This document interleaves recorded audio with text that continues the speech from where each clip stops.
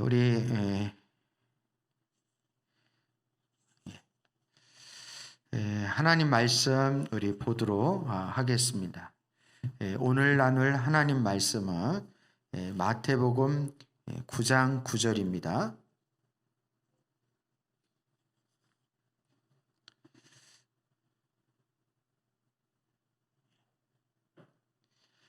여기 댓글 안 띄우나요? 댓글?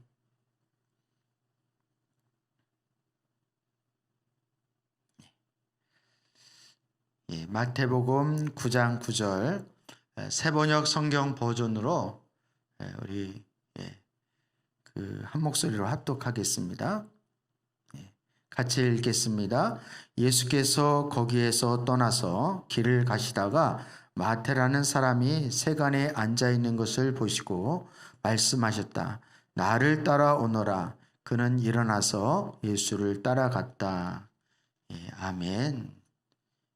아멘.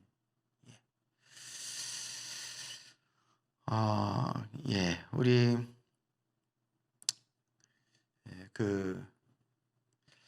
방송을 듣는 우리 영상으로 예배드리는 우리 성도님들이 이렇게 특히 이렇게 찬양 시간에 찬양을 하거나 성경을 봉독할 때 이렇게 아주 신랄하게 제 목소리가 전달이 되어지니까 좀 거북하신 분들도 많이 계실 것 같아요. 그래서 근데 사실은 저뿐만이 아니라 우리 찬양단도 이 앞에서 찬양 예배 드릴 때는 아주 목소리가 아주 아름답고 이렇게 화음이 잘 맞는 것 같고 이렇게 하는데 생소리가 이렇게 직접 이렇게 들으면요 이렇게 듣기가 그렇게 쉽지는 않은 것 같아요. 그래서 여러분이 좀 거북하시더라도 이해를 하시면 좋을 것 같아요. 제가 무슨 생각을 했느냐면 우리가 참 공동체가 우리 시편에도 형제가 연합하여 동거함이 어찌 그리 아름다운고라고 이렇게 말씀하는 것처럼 정말 우리 사랑교회 공동체가 하나님이 더불어 함께 서로 상호 책임을 지게 하고 또 주님 사랑 안에서 같이 신앙생활을 하게 하는 것이 얼마나 이제 감사한지 그런 걸 다시 한번 깨달았어요. 우리가 각자 신앙생활을 한다면 밋밋하고 별로 건조하고 이렇게 별로 아름답지가 못하겠다 이런 생각이 들었습니다.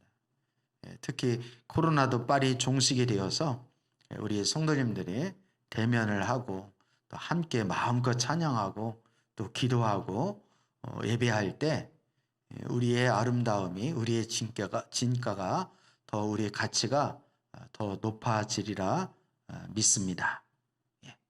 우리 김미경 집사님 아멘 괜찮습니다. 이렇게 용기를 주셔서 감사를 드립니다. 우리 오늘 말씀은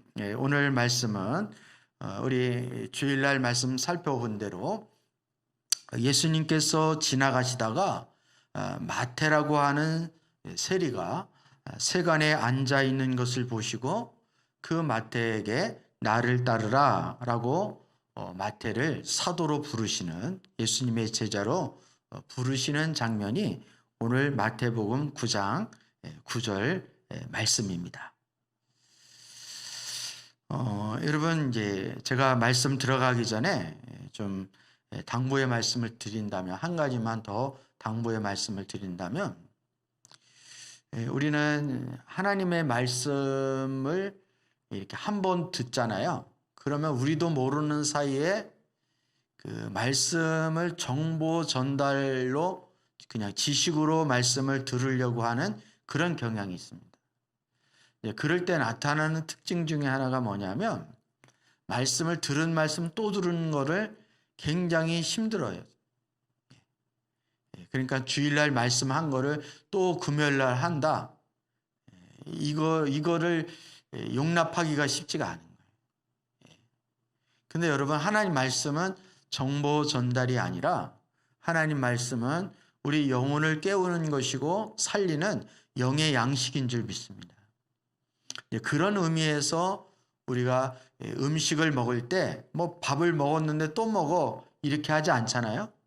우리가 먹으면 먹을수록 또 계속 지속적으로 먹어야 되는 것이고, 또 같은 걸 먹어도 우리가 건강을 위해서 계속 그거에 대해서 질리지 않은 것처럼, 오히려 옛날에 많이 먹었던 것이 더 몸에 땡기는 것처럼 우리 영적인 그 양식도 비슷하다고 말씀을 드릴 수 있습니다. 그래서 저거 내가 들은 거야, 나 다 아는 거야, 이런 자신의 나름대로의 선입견을 가지고 말씀을 대하잖아요. 그러면 그 스스로가 말씀에 대해서 제한을 하는 거예요. 제한을 하는 거예요. 그러면 은혜를 받을 확률이 확 떨어지게 되는 것입니다. 그래서 저는 우리 아이들에게 이렇게 음식을 먹을 때도 나는 뭐 안 먹어, 나는 원래 콩 싫어해, 뭐 이렇게. 그러면 그런 소리 하지 말라 그래요. 물론 잘 안 먹힐 때도 있지만 시간이 지나면 또 안 먹던 것도 잘 땡길 때가 있어요. 그러니까 나는 아예 이거는 안 먹는 사람이야 이렇게 단정을 지으면 그 사람은 평생 그거를 안 먹게 되어지는 거예요. 말씀도 마찬가지입니다. 말씀도. 그래서 여러분이 언제 성경을 말씀을 읽을 때든지 설교를 들을 때든지 언제 어디서 하나님 말씀을 대할 때는 항상 내가 처음 이 말씀을 대하는 그런 마음의 태도와 자세로 말씀을 듣는다면 여러분은 큰 은혜를 누리게 되리라고 확신합니다. 그래서 내 영적인 상태와 또 내 믿음의 수준에 따라서도 같은 말씀을 듣는데도 달리 들리는 거예요. 달리 들리는 거예요. 그리고 지난 주일에 똑같은 말씀을 들었어도 이번에 그 말씀을 들으면 또 달리 들리는 거예요.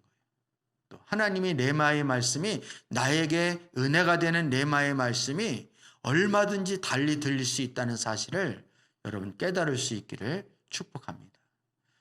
그래서 우리 제가 개인적으로 공부하는, 성경 공부하는 그 목사님들의 모임이 있는데, 그 모임에서 슬로건 중에 하나가 뭐냐면 단반지입니다. 단반지. 여러분 단반지라고 들어보셨어요? 단반지 처음 들어보시죠? 단반지는 줄임말인데 단순, 반복, 지속, 이거를 이제 이렇게 앞글자만 따서 단반지라고 그럽니다.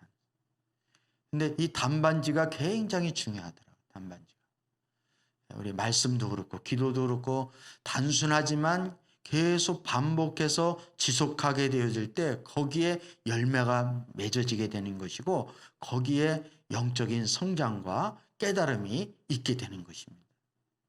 그런 의미에서 여러분이 내가 다 알아 이런 그렇게 단정 짓지 마시고, 여러분 항상 말씀에 대한 사모하는 마음, 겸손한 마음, 배고픈 마음으로 말씀을 처음 듣는 것처럼 그렇게 들으시면 여러분 하나님이 반드시 그 말씀을 통해서 우리 가운데 역사해 주실 줄 믿습니다. 어떤 목사님은 같은 본문 같은 말씀을 한 석 달 동안을 계속 설교를 했다 그래요. 근데 몇 주 하고 나니까 막 성도님들이 막 여기저기서 그냥 뭐 목사님 왜 그런지 모르겠다 그러고 막 이렇게 여기저기서 막 항의가 들어왔는데, 그래도 목사님 3달 동안 했대요. 그런데 그 같은 말씀, 똑같은 본문, 똑같은 설교를 3달을 하니까 3달 끝에는 정말 하나님이 놀라운 은혜를 깨닫게 했다는. 그래도 감사하지 않아요? 저는 2번밖에 안 하잖아요. 3달을 한다라고 생각해 보세요. 여러분 얼마나 힘드시겠어요. 우리 2번밖에 안 하니까 그것도 감사하다고 생각을 하시면 좋을 것 같습니다. 오늘 본문 말씀은 예수님이 세리 마태를 부르시는 장면입니다. 예수님은 세리 마태를 거룩한 사도로 부르시는 것입니다. 사도는 예수님의 제자들 중에도 가장 측근이라고 말할 수 있고, 예수님을 대표해서 복음을 전하는 영적인 권위자들이다 이렇게 말할 수 있습니다. 여러분, 사람을 사귀는 데 있어서도 여러분 어떤 사람과 친하게 지내고 싶어요? 여러분 주변에 친구를 보면 그 사람을 안다, 뭐 이런 얘기도 있잖아요. 그것처럼 내 주변에는 정말 근사한 사람, 그리고 인격이나 성품이나 아니면 사회주의적으로 보나 모든 부분에서 정말 모범이 될 만하고 또 본받을 만한 좋은 사람이 있으면 좋겠죠. 실질적으로 나에게 큰 유익이 오지 않는다 할지라도 정말 어디 갔다가 내놔도 빠지지 않는 그런 사람이 친구 되고 싶고, 그런 사람과 가깝게 지내고 싶은 것이 사람의 마음일 거라는. 근데 예수님께서는 바로 세리 마태를 부르셨는데, 이 당시 세리라고 하는 것은 바로 특히 유다 백성들에게 있어서는, 백성들에게 있어서 굉장히 아주 뭐랄까요, 모든 백성들이 다 싫어하는 사람들입니다. 다 싫어하는 사람. 마치 우리나라 일제시대 때 일제 앞제비, 일제 순경의 앞제비 노릇을 해서 한국 사람들을, 같은 한국 사람인데 일제 순사 앞제비를 해서 한국 사람을 괴롭히는 그런 인간들이 있었죠. 있었다고 그러세요? 그런 인간들이 있었는데, 그래서 어느 누구네 비리가 있고, 어느 누가 땅이 얼마고, 누구와 친하고, 누가 그 동네의 유지고, 뭐 이런 거 빠삭하게 아는 사람이 일본 앞잡이를 하는 거예요. 그러니까 웬만한 정보를 다 일본에다가 다 순사에게 다 정보를 제공하니까 백성들이 꼼짝을 못하는 거죠. 그래서 착취하고 압박을 받는 그런 곳에 이제 활용이 되어지는 것입니다. 마치 그것처럼 유다 백성들의 고열을 빨아 자신의 안위와 자신의 부귀영화를 누리는 아주 파렴치한 자들이 그 당시에 세리였다는 거예요. 그래서 로마의 세금을 갖다 바쳐야 되는데, 정상적인 세금을 거두는 것이 아니라 이 세리들이 과도한 세금을 더 걷는 거예요. 그래서 일부는 그 로마의 세금을 바치고, 또 나머지 일부는 쓱 내 주머니에 착복을 하는 거죠. 그래서 백성들은 더 도탄에 빠지게 되는 그러한 악순환이 계속되어지는 것입니다. 이러한 일을 하고 있는 장본인이 바로 예수님이 지금 오늘 본문에서 부르고 있는 세리 마태라는 것입니다. 그래서 마태는 세리이기 때문에 죄인 중에 큰 죄인이라고 말할 수 있고, 민족의 원흉이고 백성들을 핍박하는 그야말로 민족의 원수 취급을 받는 그러한 사람이라는 것입니다. 예수님이 마태를 사도로 부르신다면 바로 예수님도 마태와 같이 사람들에게 비난을 받을 것이고 무시를 당할 것이고, 또 민족의 원수로 욕을 먹을 것이 뻔하다는 것입니다. 예수님은 세리 마태를 따르라고 하면은 절대로 안 되는 것입니다. 이런 이유에서 그런 것입니다. 하나님이 인간을 창조하실 때 창조주 하나님을 따르도록 그렇게 태초에 하나님이 인간을 창조하셨습니다. 그러나 인간은 모든 피조물 중에 선택을 받은 그 하나님의 영광과 은혜를 저버리고 하나님을 따르는 것이 아니라 하나님 따르지 않고 자신이 원하는 것을 따르고 자신을 위한 인생을 살게 되었습니다. 그래서 인간은 마치 세리처럼 남을 괴롭힌다 할지라도 자신의 유익만을 챙기는 간사한 인생으로 전락을 해버리고 말았다는 것입니다. 예수님은 이러한 인생들에게, 정말 죄 많은 인생들에게 하나님의 말씀을 따르고 하나님께 순종하고 하나님의 뜻을 따르는 그런 하나님의 창조의 목적하고는 전혀 다르게 오히려 하나님의 뜻을 거스리고 자신의 뜻과 야망을 이루려고 했던 이 죄악된 인간들을 위해서 예수님이 이 땅에 오셨다는 것입니다. 그래서 예수님이 이 땅에 오셔서 자신의 제자들을 주님께서 직접 선택을 해 주셨습니다.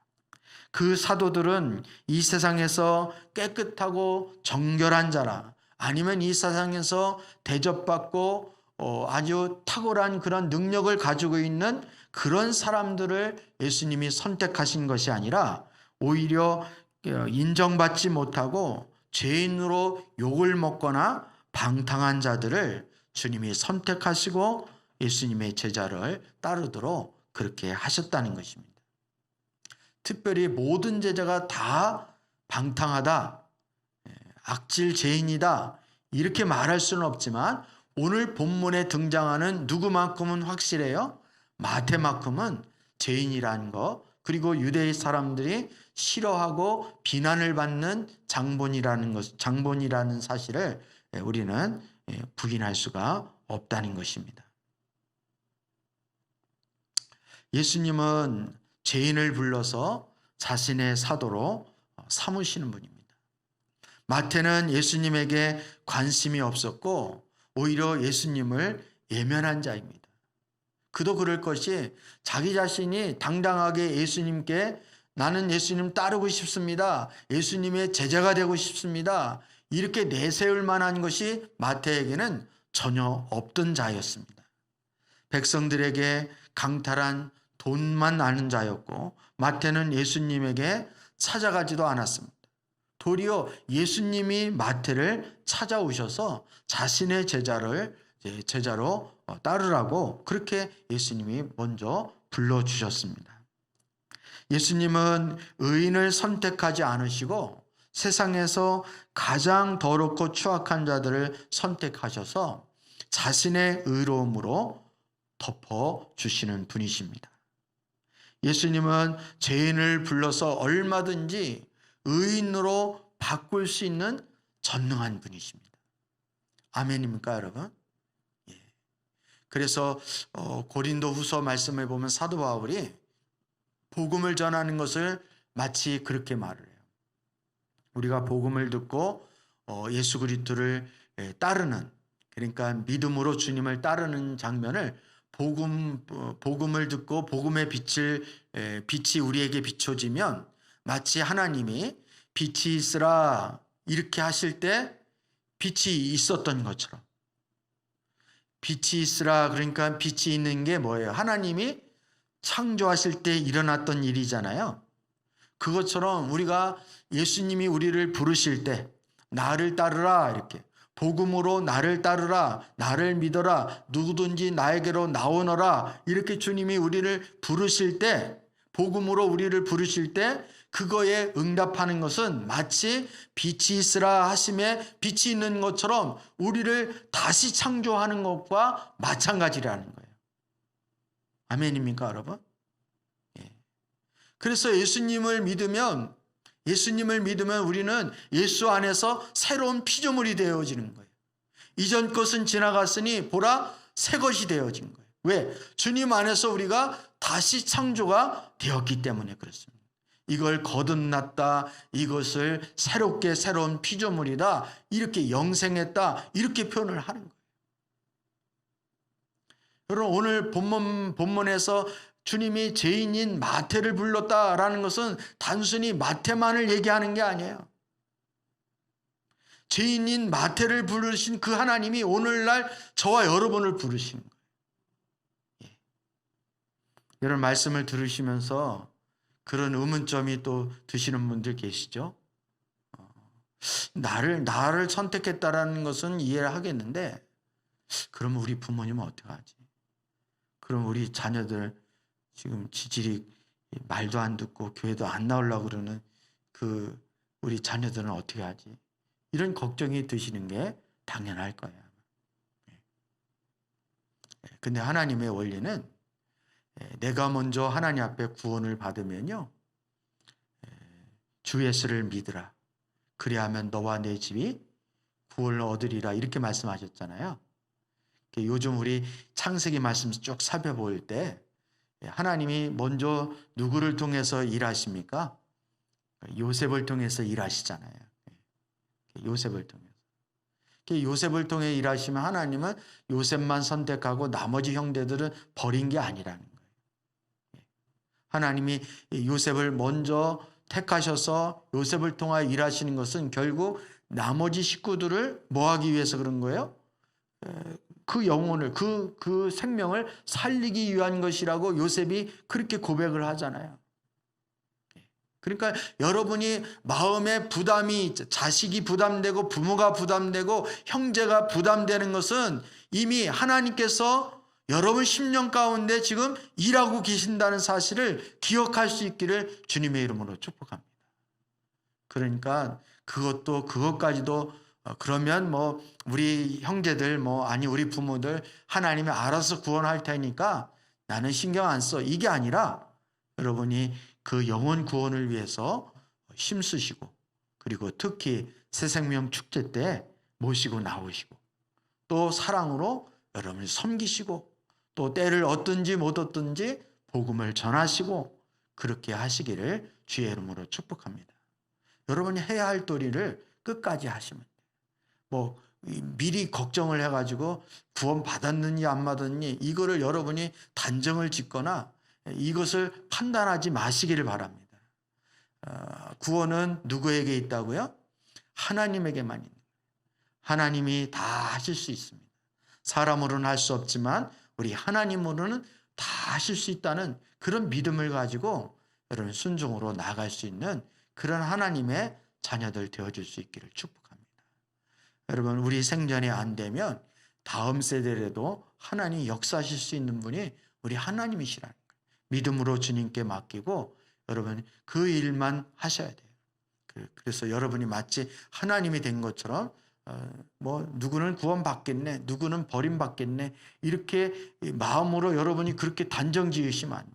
그거는 월권을 하는 거예요. 월권을. 하나님의 권한을 내가 스스로 그렇게 판단을 하는 것은 마치 그것은 죄를 짓는 것과 마찬가지라는 것입니다. 여러분,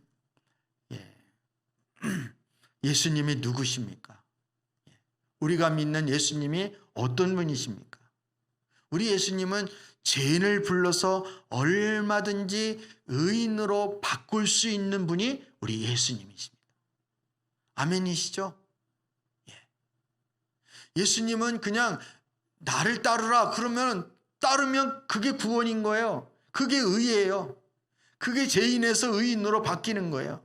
예수님이 따라 내 죄의 용서함을 받았느니라 라고 주님이 그냥 말씀하시면 그분은 전능하신 분이시고 그분이 하나님이시기 때문에 그분이 눈에 들면 그게 구원인 거예요.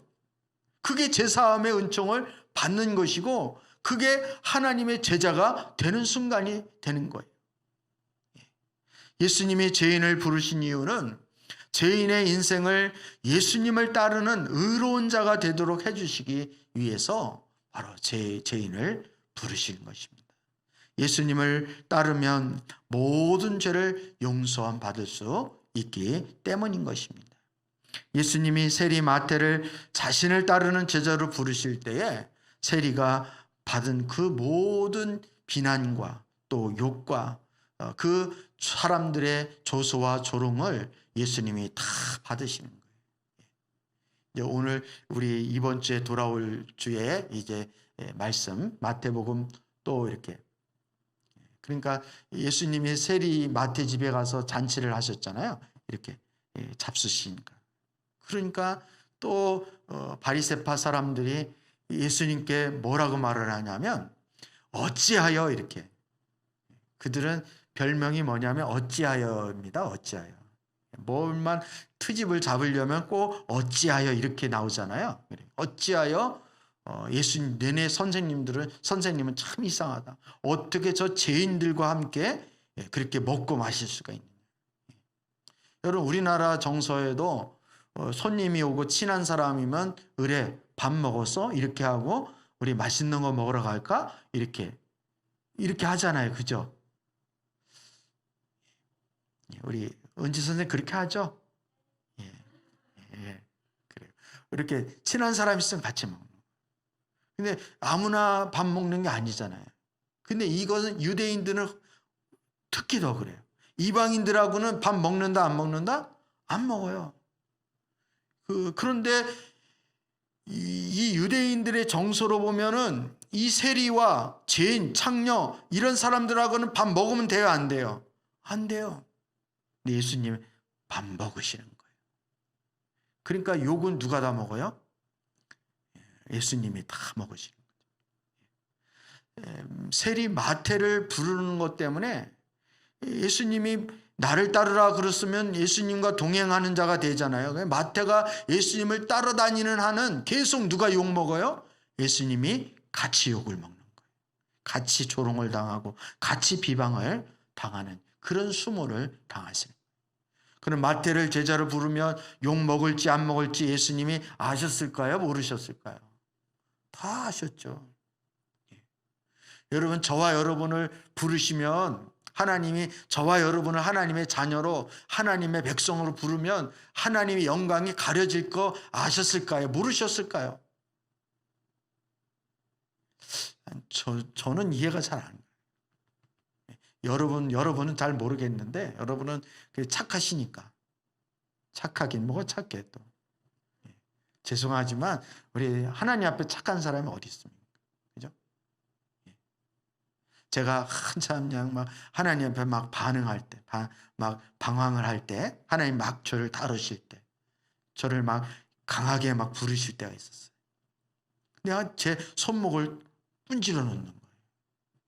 제가 이해가 안 가서 하나님 앞에 막 따졌어요. 하나님, 왜 저를 손목을 분질러 놓습니까? 아직 장가도 안 갔는데.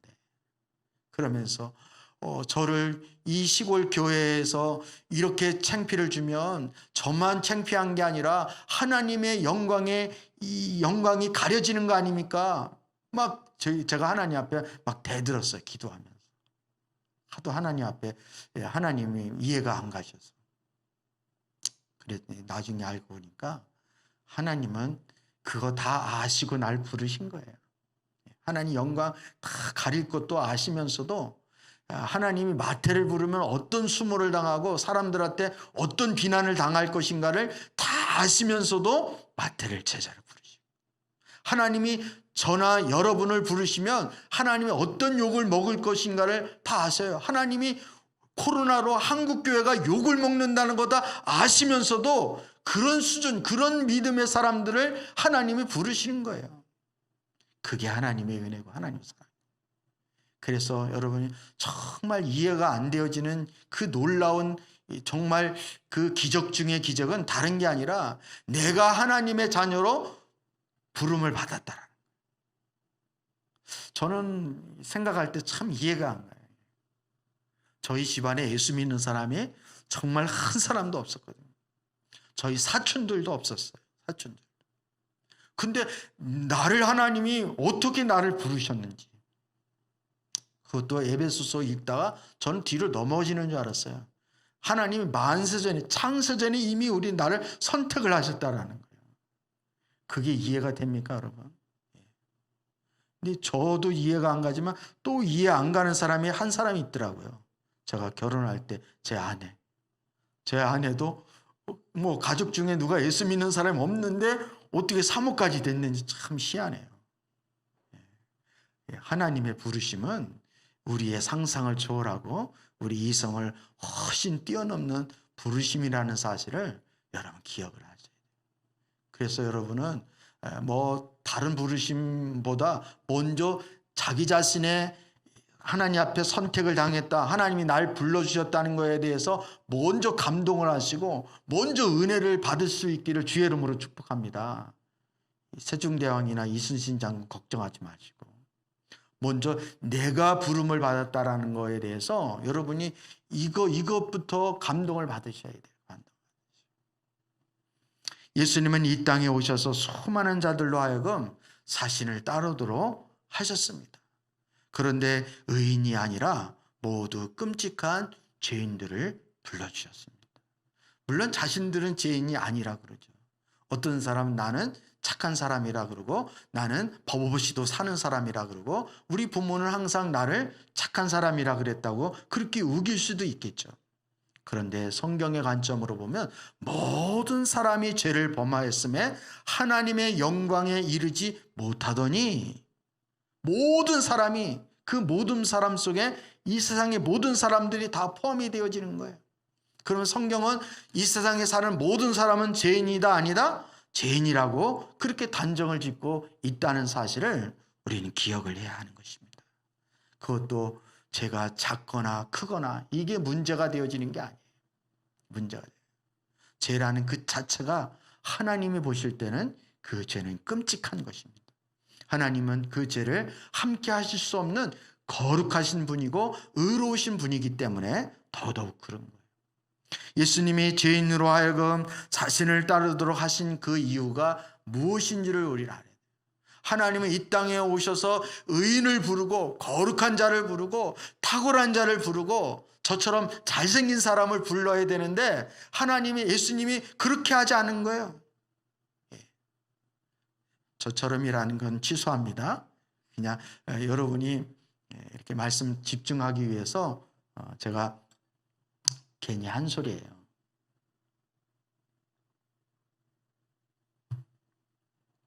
우리 이따 고린도 전서 1장 26절 말씀을 이따 찾아볼 것인데 그때 이제 하나님의 부르심의 성격이 어떠한 것인지를 다시 한번 우리 살펴보고 넘어가려고 합니다.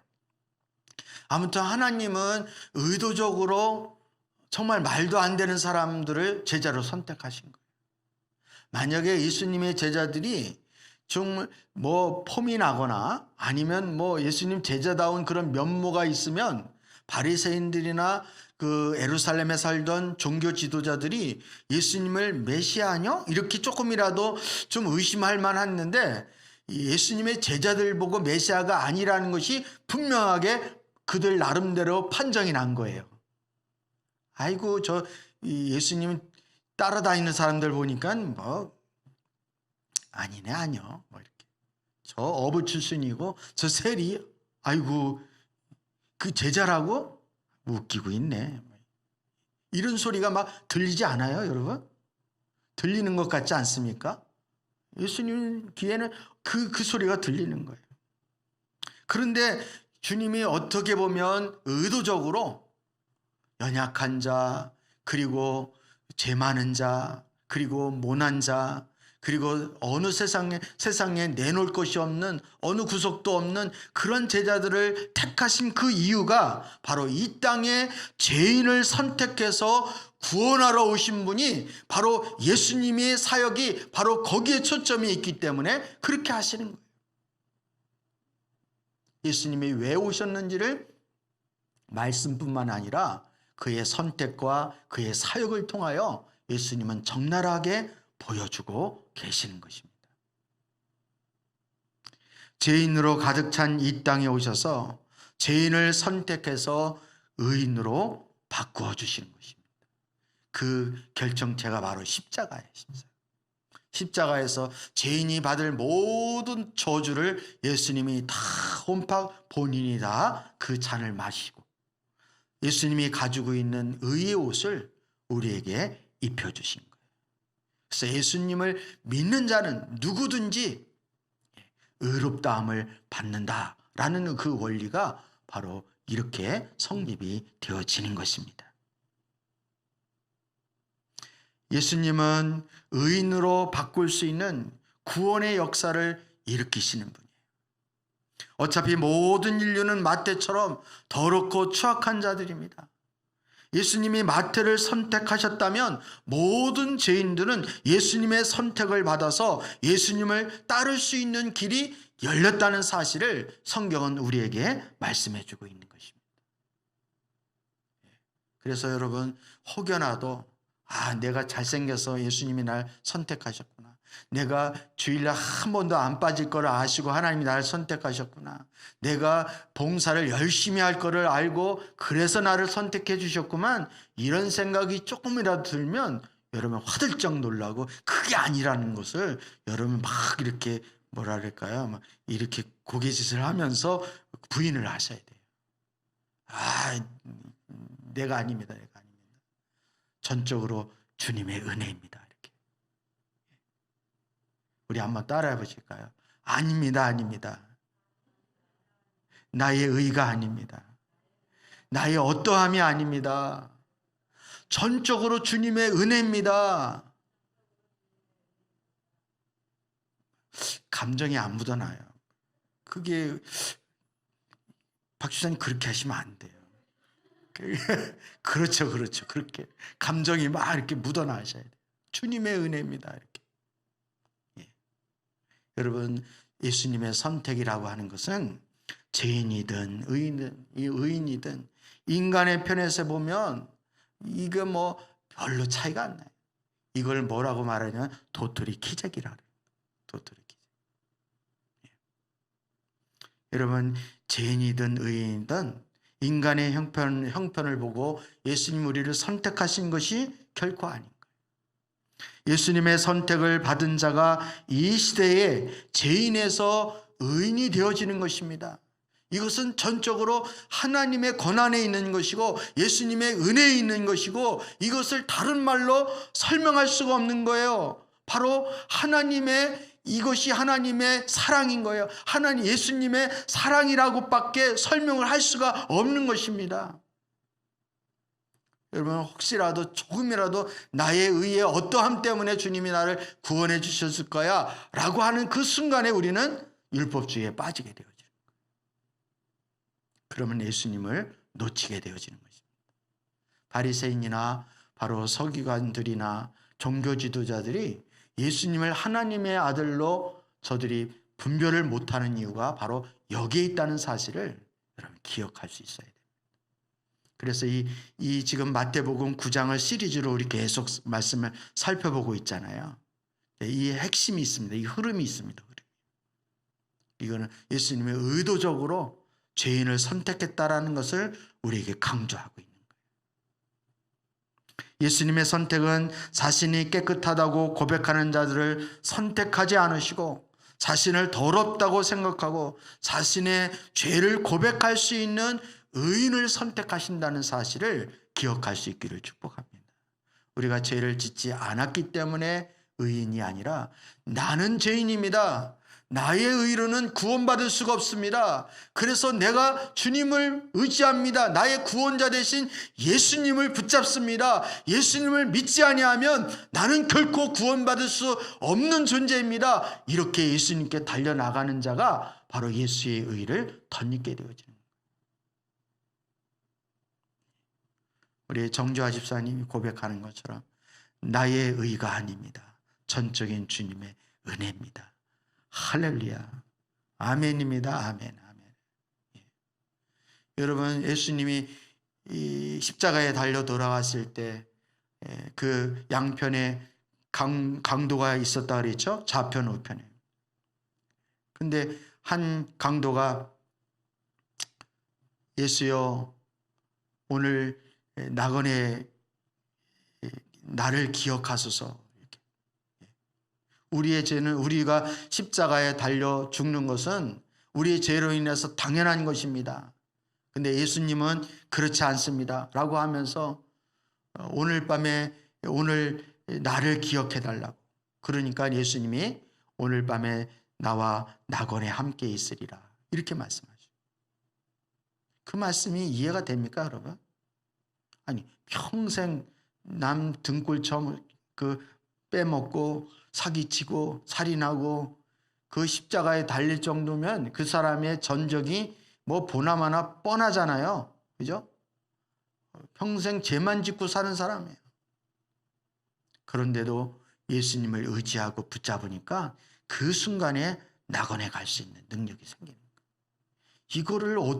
이거를 설명을 할 수 있겠습니까? 이건 하나님의 이 복음의 은혜가 아니면 그 어떤 종교로도 이거는 설명이 불가능한 거예요. 근데 문제는 저와 여러분이 그런 식으로 우리를 하나님이 구원하시고 저와 여러분을 불러주셨다는 사실을 깨달을 수 있기를 주의 이름으로 축복합니다. 그러니까 우리가 어떤 분들은 그런 말씀을 하셔요. 목사님 너무 죄인 그런 얘기 하지 마세요.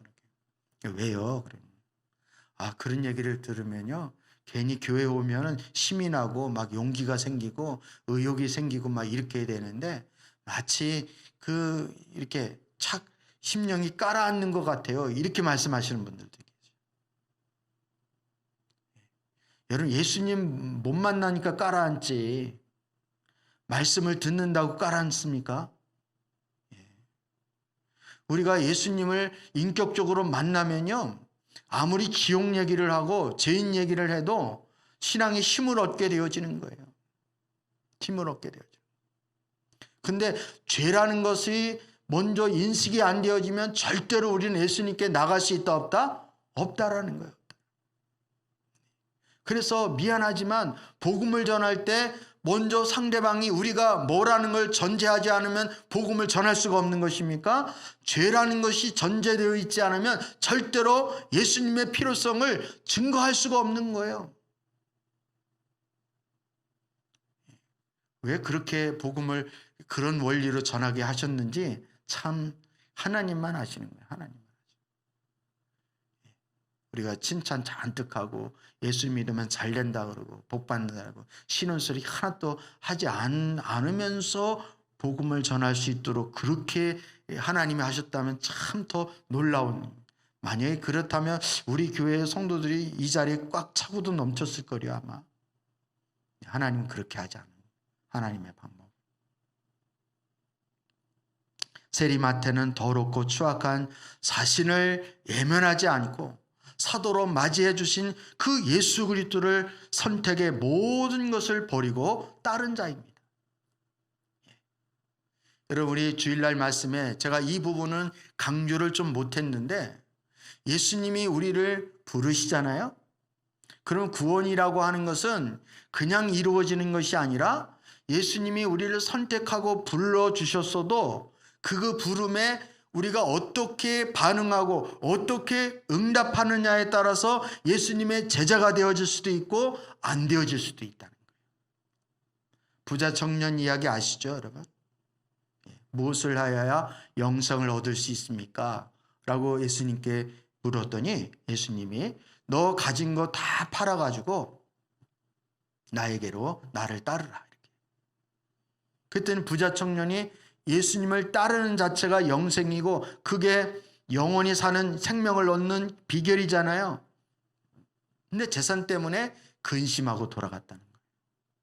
그 뒤통수에 대고 예수님 뭐라고 말씀하셨느냐면 부자가 천국에 들어가는 것이 낙타가 바늘귀로 들어가는 것보다 더 어렵다. 이렇게 말씀하셨어요. 주님은 오늘날 우리는 여러분 누구를 주님이 선택하셨나 누구를 선택하셨나 이걸 점쟁이처럼 이거 사람 점치는 거에 정신 팔리지 마시고 그거는 다 하나님께 맡기시고 여러분 우리가 복음을 전하고 있다는 그 사실 지금 말씀을 듣고 있다는 이 사실만으로도 하나님이 지금 나를 지금 부르고 계신다는 사실을 꼭 기억할 수 있기를 주의 이름으로 축복합니다. 근데 이 세리 마태의 훌륭한 점이 뭔지 아십니까? 이 땅에서 거룩하게 종교 생활을 열심히 했기 때문도 아니고 죄를 많이 짓지 않았기 때문에 이 마태가 훌륭한 것이 아니라 그 예수님의 부르심에 응답을 했다는 거예요. 모든 걸 다 버려두고 예수님을 쫓았다는 거예요. 이건 마태뿐만 아니라 예수님의 제자들의 특징이 그런 거예요. 다 그물과 배를 버려두고 예수님을 쫓는지라 예수님을 따르는지라 이렇게 말씀하시죠. 여러분 쫓으라 그러면 쫓이나요? 아니요. 뭐 집에 뭐 지금 장만해 놓은 게 많이 있어서 좀 기다려야 되겠는데요. 이러저러한 이유로 얼마나 시집 가서 안 되고 장가 가서 안 되고 밭을 사서 안 되고 소를 길들여야 되기 때문에 안 되고 밥 챙겨주는 것 때문에 안 되고 얼마나 많습니까? 얼마나 이유가. 근데 즉시 반응하고 순종하여 주님을 따를 수 있다는 것. 이것이 얼마나 놀라운 역사인지 모르는 것입니다.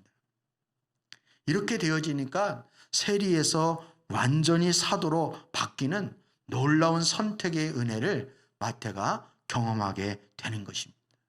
이것은 마치 지옥에서 천국으로 바뀌는 역사와 같다, 이렇게 말할 수 있습니다. 현대인들은 예수님의 선택과 부르심에 따르기 위해서 절대적으로 부족하고 더럽고 추악한 그런 죄를 짓고 생활합니다. 모두 돈에 관심을 갖는 마치 세리와 같은 그런 인생을 사는 것이 현대인의 모습이라고 말할 수 있습니다. 그런데 예수님은 세리 마태를 선택하신 것처럼 오늘날 세리와 같은 현대인들, 모든 사람들을 다 부르고 계시다는 사실을 우리는 기억을 해야 되는 거예요. 그래서 누구든지 나에게로 오면, 수고하고 무거운 짐진 자들아 다 내게로 오너라. 주님이 누구든지 다 오기를 주님이 기다리고 계십니다. 주님이 기다리고 계신다, 주님이 부르신다라는 그 소식을 저와 여러분이 나팔을 불어야 되는 거예요. 불어야 되는 거예요. 여러분, 그 예수님의 부르심에 응답을 하는 자는, 예수님의 선택에 예면하지 않는 사람은 이 시대에 주님의 자녀가 되어줄 수 있는 것이고 주님의 제자가 되어줄 수 있다는 사실을 꼭 기억할 수 있기를 축복합니다. 성도들은 이 땅에 살면서 날마다 죄를 짓고 더럽고 추악한 삶을 살 수밖에 없습니다.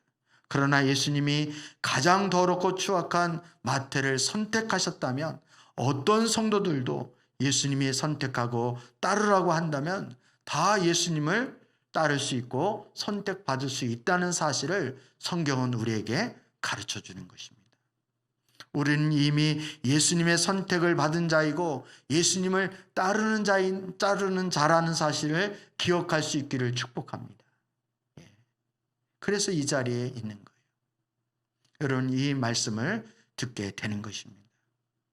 우리를 부르신 예수님을 만나고 알려면 여러분, 우리의 부르심이 어떠한지를 우리 자신을 스스로 볼 수 있어야 돼요. 여러분, 고린도전서 1장 26절을 제가 한번 읽어드릴게요.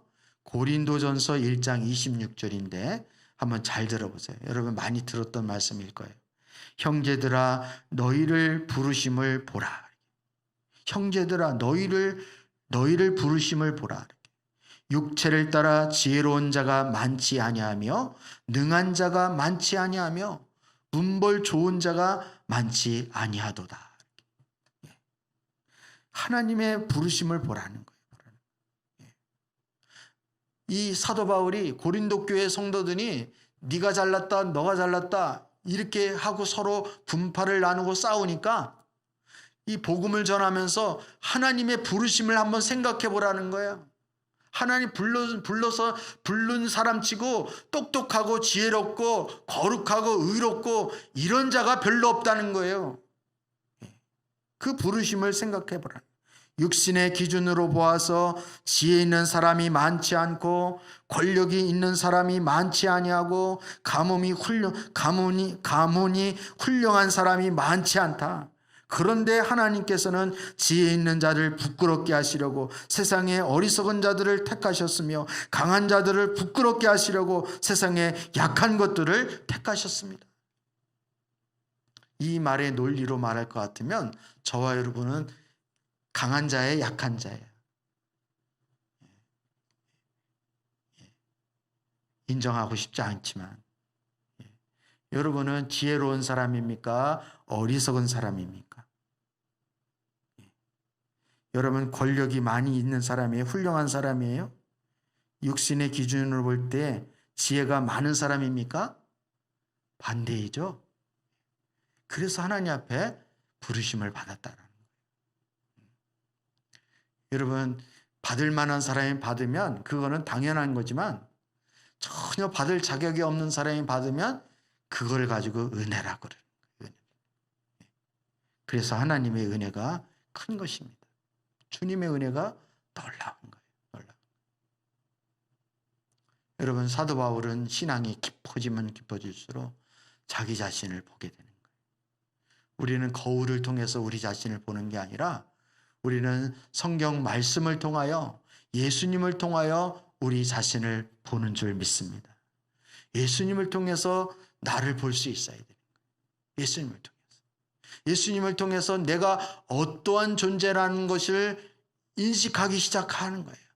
그리고 예수님으로 인해서 내가 어떻게 바뀌었는지를 보는 거예요. 세상 사람들은 자신을 세상에다 자꾸 비춰보는 거예요. 세상에다. 세상의 기준으로 자기를 평가하고 세상의 사람들의 그 평판으로 자기를 인정받으려고 그러고 자기가 어떤 사람인지를 발견되어지기를 그렇게 원하는 거예요. 그래서 라면 먹으면서도 예자차 타고 막 이렇게 월세 살면서도 예자차 몰려고 그러고 막 이런 거예요. 왜? 그렇게 세상에 잘 보여야 되니까. 우리는 그런 스트레스 안 받아도 좋습니다. 여러분, 예자차 타면 행복할 것 같아요? 아니야. 우리는 예자차 안 타도 행복하잖아요. 돈이 없으니까 신경 쓸 일이 없어서 더 행복하잖아요. 돈 많아봐요. 이걸 어디다 투자할 것인가? 아니면 돈 많으면 어디로 가야 될까? 뭘 먹어야 될까? 생각이 많아요. 우리는 생각이 별로 없어요. 어차피 없으니까. 여러분, 예수님 안에서 우리가 발견돼요. 사도 바울은 예수님 안에서 자기가 발견되면 발견될수록 자기가 어떤 존재였는가를 아는 거예요. 그래서 처음에는 자기가 다른 사도들보다도 못하다 이렇게, 그러니까 조금 더 지나가니까 자기는 만삭되지 못한 자라고, 그리고 더 나가니까 자기는 죄인 중에 괴수라고 그러는 거예요. 사도 바울이 무슨 사역을 하면서 그렇게 죄인의 괴수처럼 그렇게 나쁜 짓을 많이 했을까? 이게 아닌 거예요. 예수님의 거울로 자신을 보게 되니까 자신의 실체가 드러나는 거예요. 여러분, 교회 다니면서 의인 되려고 하지 마시길 바랍니다. 여러분, 더 신랄하게 여러분 이해하기 쉽게, 죄송하지만 여러분 오해하지 말고 들으세요. 여러분은 교회 다니면서 걸레신앙을 가져야 돼요. 걸레신앙. 행주신앙이 되어지면 안 돼요. 내가 신앙생활 하면서 내가 어떻게 하면 더 거룩해질까, 더 의로워질까, 이러면요 여러분 예수님을 못 만나는 거예요. 근데 내가 말씀을 들으면서 신앙생활을 하면서 더욱 내가 어떤 존재인가, 내가 얼마나 하나님 앞에 죄인인가, 이것이 인식이 되어지면 우리는 그냥 주님 앞에 납작 엎드릴 수밖에 없고 주님을 붙잡지 않을 수가 없는 거예요. 세상에는 소망이 없는 것입니다. 주님 외에는 구원의 길이 없는 거예요. 이렇게 절박하게 주님을 찾고 구하게 될 때 인격적인 주님을 만나는 역사가 있는 줄 믿습니다. 여러분, 코로나로 인해서 우리가 환경과 여건이 어려워질 수 있습니다. 그럼에도 불구하고 여러분, 하나님께서는 이번 기회를 통해서 우리 사랑교회 우리 성도님들이 또 더 나아가 대한민국의 모든 성도들이 더 인격적인 주님을 만나는 계기가 되기를 원하시는 줄 믿습니다. 요즘 신문을 보면, 우리 국민일보나 신문들을 보면 이제 그 신문에 그런 기사들이 많이 나요. 이 코로나를 겪어보니까 한국 교회가 얼마나 의식적이고 형식적인 것이 적나라하게 드러난다. 평소에 제자 양육이 얼마나 중요했는지가 이때 드러난다. 이런 말을. 근데 우리 교회에도 제자가 되고 제자 삼자. 이렇게. 제자를 삼는 제자가 되자. 이렇게. 근데 어쩌면 우리가 구호로 지나지 않는 그런, 우리가 가야 할 길이 참 멀다 이런 생각이 듭니다. 여러분, 하나님이 기회 주셨을 때 우리가 정말 제자를 삼는 제자가 되는 그런 훈련이 저와 여러분 가운데 있어져야 할 줄 믿습니다. 그리고 개인적인 예배 시간을 가져야 되는 거예요. 각자 하나님을 찾는 나 개인의 예배 시간을 가질 수 있는 우리 성도님들이 되었으면 좋겠습니다. 그래서 여러분이 우리 교회 지체 중에도 이 코로나 와중에도 매일 저녁 가정 예배를 드리는 그런 성도들도 있습니다. 그리고 목원들과 함께 성경을 계속 읽는 성경을 꾸준히 읽는 그런 목장들도 있고. 그래서 오히려 이 코로나와 상관없이 우리 신앙의 패턴을 더 주님께 집중하고 개인적으로 주님을 가까이 하는 훈련들을 더 하고 있는 거예요. 여러분, 우리의 환경과 상관없이 주님과의 관계를 놓치지 않는 우리 사랑교회 지체들이 다 되어질 수 있기를 주님의 이름으로 축복합니다. 코로나가 길면 뭐 얼마나 길겠어요. 뭐 70년은 안 되겠죠. 뭐 7년이 가겠어요. 이게. 바벨론 포로로 잡혀간 이스라엘 백성들은 70년이라는 세월 동안에 성전도 없었고요. 그동안 성전에서 계속 제사를 지내고 성전에서 절기를 지키고 성전 중심의 신앙으로 그렇게 길들여졌던 유다 백성들이지만 바벨론 포로로 잡혀가서 저희들은 각자 하나님 앞에 엎드리는 훈련을 했습니다. 하나님 말씀을 붙잡는 훈련을 했습니다. 남쪽에 창문을 열어놓고 하나님 앞에 기도하는 그런 영성을 가지고 자신의 믿음과 신앙을 지켰습니다. 하나님, 우리가 어쩔 수 없잖아요. 성전 불탄 거 그게 우리 책임이에요. 하나님, 우리가 바벨론 이 멀리 끌려왔잖아요. 바벨론 노예로 끌려왔는데 우리가 뭘 할 수 있겠어요? 이렇게 하나님 앞에 항변할 수도 있지만 저들은 그렇게 하나님 앞에 항변하지 않고 그 환경과 여건 속에서도 여전히 하나님 앞에 엎드리고 더욱 힘들고 어려울수록 하나님 앞에 무릎을 꿇고 하나님을 찾고 하나님의 은혜를 구했다는 사실을 기억할 수 있기를 축복합니다. 오늘 한국교회와 우리 사랑교회 성도님들이 그런 신앙의 열정이 우리에게 필요한 거예요. 필요한 거예요. 죄인 같은 세리 같은 마태 같은 나를 주님이 선택하셨잖아요. 나를 불러주셨잖아요. 그러니까 그 주님 앞에 여러분이 겸손하게 엎드리죠. 하나님, 내 영혼을 구원해달라고, 나를 만나달라고. 주님이 나를 부르기만 하면 나는 의로워질 수 있고, 나는 구원받을 수 있고, 나는 치유되어질 수 있고, 나는 회복되어질 수 있습니다. 이런 믿음으로 주님을 절박하게 찾는 하나님의 자녀들 다 되었으면 좋겠습니다. 아멘입니까, 여러분? 아멘. 저는 한편으로는 요즘 참 제가 이런 말을 하면 돌에 맞아 죽을지도 모르겠지만 하나님이 한국교회에 이렇게 코로나로 연단하고 훈련하는 거에 대해서 저는 감사하게 생각합니다. 그냥 영적으로 나태한 대로 그대로 내버려 뒀다면 한국교회가 어떻게 됐을까? 어떻게 되었을까? 근데 여전히 하나님은 우리 믿음의 선진들의 그 눈물 어린 기도를 아직도 기억하셔서 우리 한국교회를 버리지 않으셨구나. 한국교회가 언론을 통해서 욕을 아주 그냥 퍼지게 먹게 만드시고, 그리고 우리가 신앙은 형식과 의식이 아니라 인격적인 주님과의 관계라는 것을 뼈저리게 가르쳐 주시는 것에 대해서 우리는 감사할 수 있어야 되는 거죠. 아멘입니까, 여러분? 그래서 주님을 더 찾고, 그리고 나뿐만 아니라 우리 목원들, 우리 가족들 돌아보면서 여러분이 주님과 인격적인 관계로 나가기를 격려하시고 중보해 주시고 기도해 줄 수 있는 우리 사랑하는 온 성도님들 되어질 수 있기를 주님의 이름으로 축복합니다.